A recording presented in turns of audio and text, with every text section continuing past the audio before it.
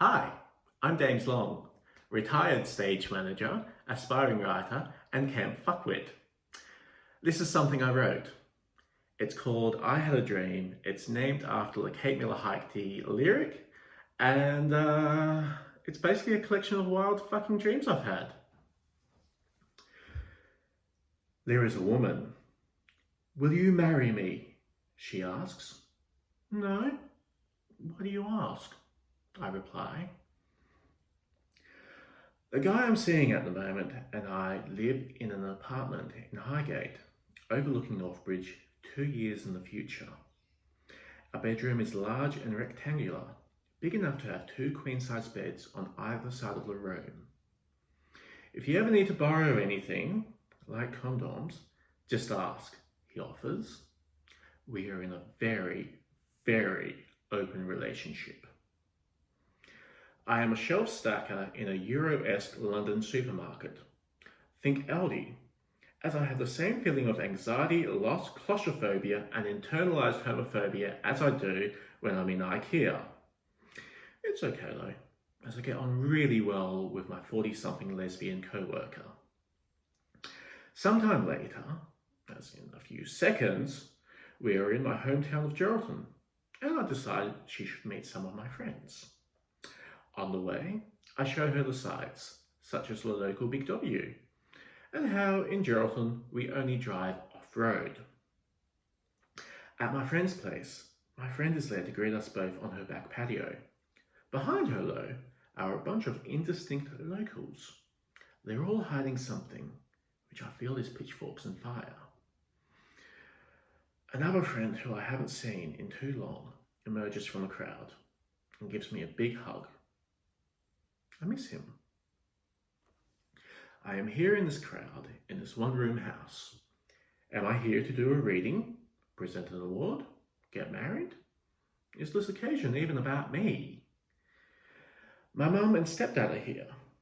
I snap out of the dream immediately, for I know he has passed away, and the dream is wrong. Round and round my sleeping pattern goes, where will it land? Nobody knows. A cute man, young, clean-shaven, blonde, great smile. One moment I know exactly who he is.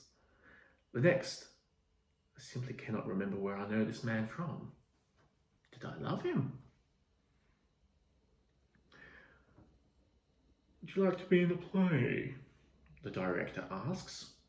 You then turn into a Polaroid picture, a photo of the director, a badly cropped, badly lit, poor-angled, faceless, shirtless selfie of the director.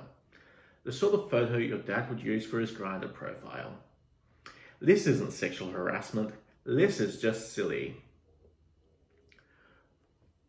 We go out in these human vessels to go ahead and check what life is meant to be before our flesh ships expire and we move on to something greater. In reality, we're only human. What right of ours is it to know what's beyond life? Lorna Inman, the former boss of Target, pulls me aside at work and hands me an envelope with $10,000 inside. What's this for? I ask. She just cackles and winks. Hush money, I feel. Stop time. Thank you. There are and have only ever been 2 single split seconds of time, evenly divided. This split second of time that we're now frozen in, and every single other moment in the past, right up until this moment, is the other half of time.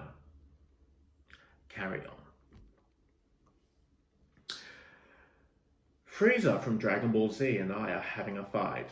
He detaches his left arm and beats me on the shoulder with it. Stop it, Frieza, I say. That's really annoying. Sometimes memories go, not missing, but for a wonder. Deja vu is Lee's memories coming back. Alternatively, parallel universes are actual. Every decision made does create another parallel universe, except every parallel universe does not occupy a space that sits outside of our own universe. An unimaginable number of universes all sit in the same time and place, but each one occupies another dimension, layered upon each other. Sometimes we do or think something the same that ourself in a parallel universe does. Deja vu. A human mood ring. She meets a man and turns red with lust. Stuck in traffic, she is green with frustration. She holds her newborn child and she is blue with happiness. She is a rainbow. No, she's not a rainbow at all. She's just a very, very gay man. I don't know what this dream was about exactly, but there was an awful lot of fisting. I bump into J.K. Rowling in a shopping centre. It's across the road from Stratford City, London. I tell her how much I love her and her work and how much it all means to me. Because I'm a millennial, we take a selfie before she has to rush off. Checking out the selfie, I don't like it. Double chin, or I'm not looking at the camera or something. I run after J.K. Rowling, crying, and I catch up. She lets me take another selfie, except I don't like this one either because I'm crying in it. So I chase after her again for another selfie and reach her just as she's getting into her Uber. She tells me to piss off. Granted, I had this dream before she started telling awful lies about trans people.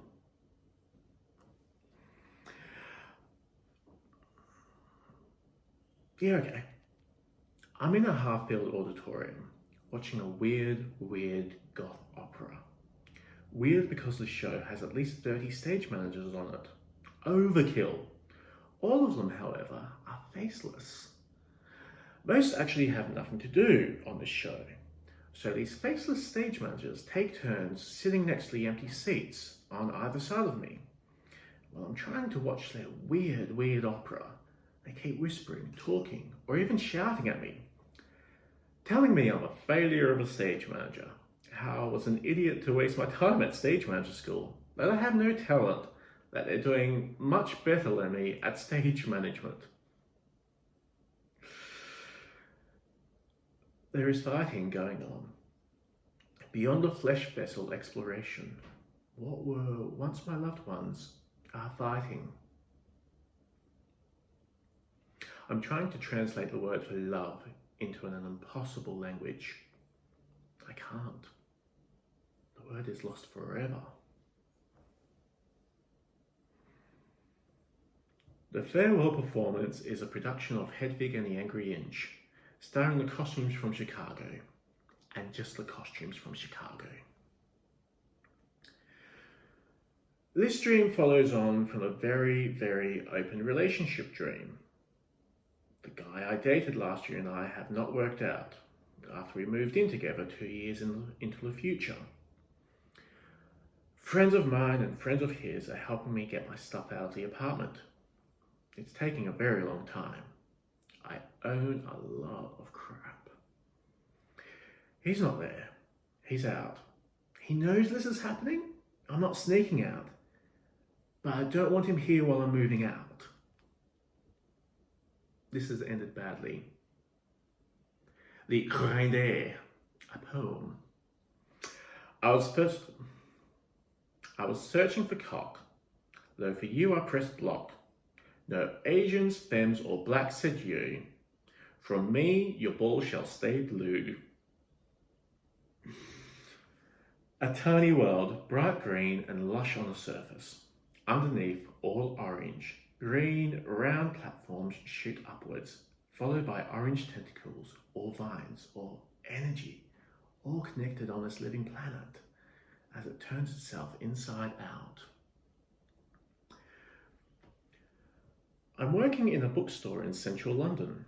I love it, but I'm very keen for the shift to finish, as I'm popping over to Amsterdam for the weekend. I do this a lot. It's a sunny day.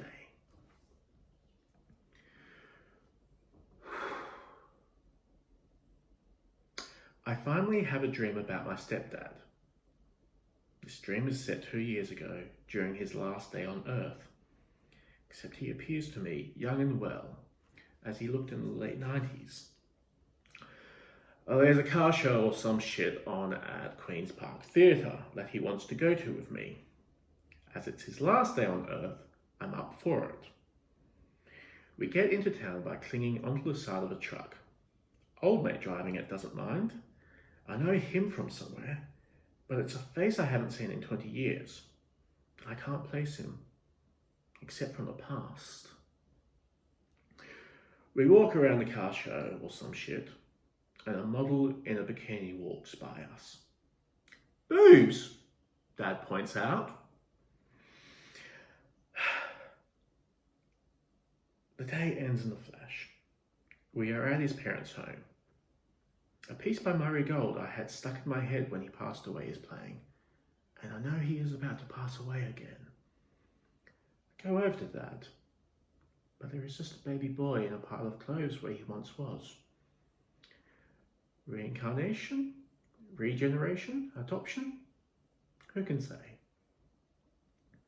I wake up and remember my boyfriend has split up with me the night before, leaving me emotionally fragile, only able to let Alan visit me in my dreams. Coronavirus never goes away. The vaccine comes, just as climate change beats the shit out of the last humans.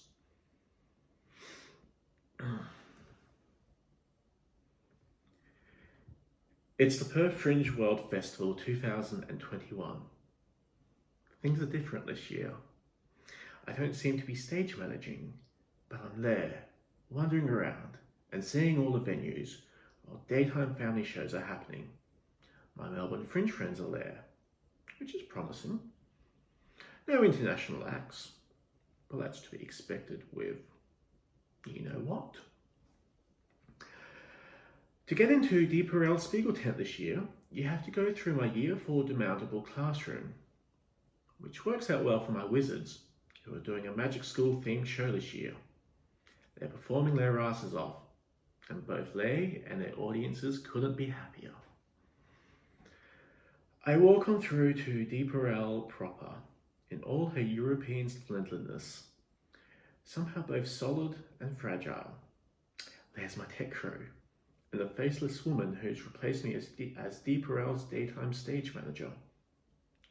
They're all in good company. The song starts playing, and it's time for me and my crew to dance the world back to happiness.